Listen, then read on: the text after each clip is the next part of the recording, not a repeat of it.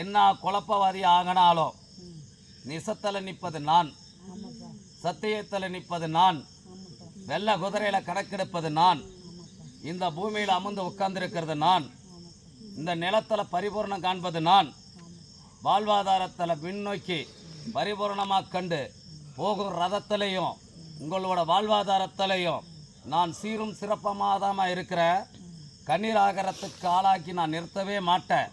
சொல்லுலையும் செல்லிலையும் நான் பரிபூர்ணம் கண்டுதாமா இருப்பேன்.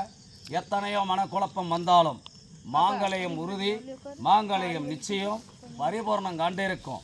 90 நாளிலே இவனுக்கு விமோசனம் பிறந்திருக்குமா?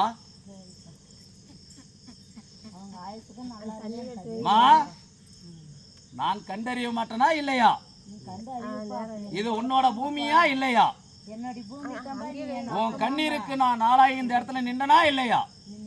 அந்த உறுதி ஒரே ஒரு உறுதி தான். யார் என்ன எத்தனை கேவலம் பேசினாலும் நான் தைரியமா அம்மா தாய்க்கிறேன், எங்க அப்பங்கிறான், நான் நிக்கிறேன். அம்மா உன்னை யார் கேவலம் பேசினாலும் கண்டன கணவன் தவிர மித்தவங்க யார் பேசினாலும் தண்டனை நிச்சயம், ஒரு துணை நிச்சயம், அவங்களுக்கு பரிபூர்ணம் நிச்சயம், அவங்களுக்கு விமோசனமே பிறக்க முடியாத வாழ்வாதாரம் நிச்சயம். அம்மா அம்மா புத்தி மட்டும் கொடுப்பா, அது என் கூட பிறந்த பருப்பு மாதிரி தானேப்பா. அம்மா எல்லாம் அறியும், எனக்கு அறியாதது ஒன்றும் இல்லையா? உனக்கு எல்லாமே அறியும்பா.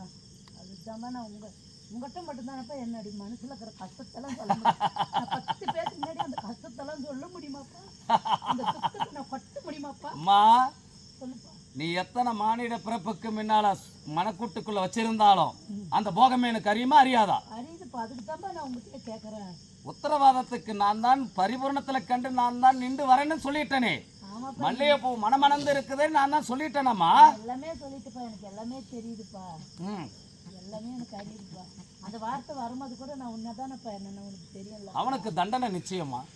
கூட பிறந்த பிறப்பா இருந்தாலும் கட்டின கணவனை தவிர மித்த யாரை இந்த பூலோகத்துல எண்ணி இருந்தாலும் அவனுக்கு தண்டனை நிச்சயம், பரிபூர்ண நிச்சயம். அப்பயும் நீ தான் கையேந்தி நிற்ப, ஒரு துணையில வந்து நீ தான் நிற்ப. இன்னைக்கு வரம் கேட்கறதும் நீ தான், அன்னைக்கு வரம் கேட்கிறவளும் நீயே தான் இருப்ப.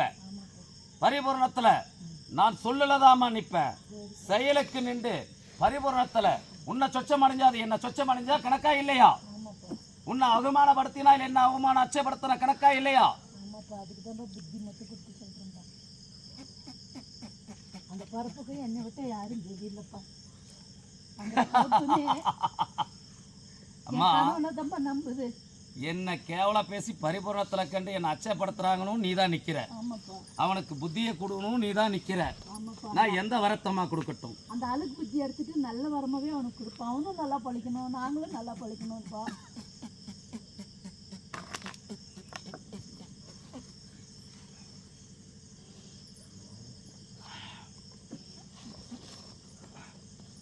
அவன் அரண்மனைக்கு என் பைரவனை அனுப்புறேன்.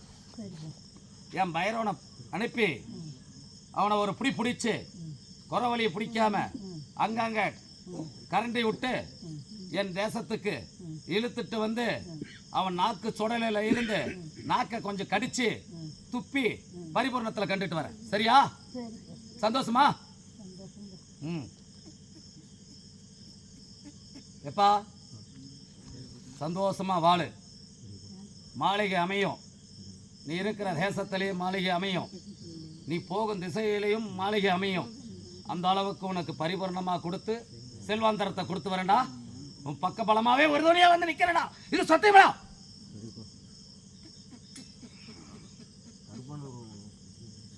எப்பா எல்லாத்தையும் நான் அள்ளி உன்னடா. இப்ப நடந்து வருதல்லடா. இப்ப இழுத்து வந்தனா இல்லையா? நீ கொஞ்சம் ஒதுங்கடா, நீயும் கொஞ்சம் ஒதுங்கு. மண்டியை போடுடா.